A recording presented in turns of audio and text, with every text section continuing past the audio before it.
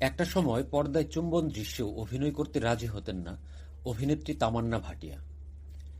এবার last stories 2 সিনেমায় অভিনেতা বিজয় বর্মার সঙ্গে ঘনিষ্ঠ দৃশ্যে অভিনয় করে সেই প্রতিজ্ঞা ভাঙেন তিনি।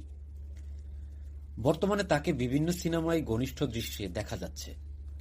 সম্প্রতি এক সাক্ষাৎকারে তামান্না বলেন, সে বেডরুম দৃশ্যে নায়করা খুবই অসহায়।